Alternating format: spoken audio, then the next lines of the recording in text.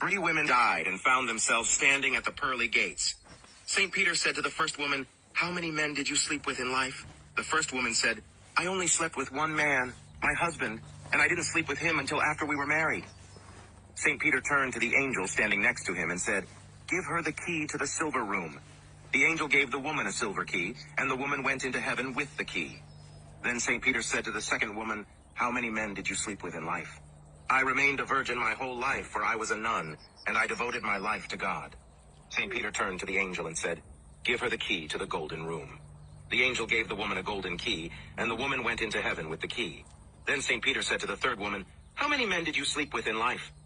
"I slept with 13 men before I started dating my husband, 35 men while we were dating, 49 men while we were engaged, 56 men while we were married, and 28 men after he died." St. Peter turned to the angel and said, "Give her the key to my room."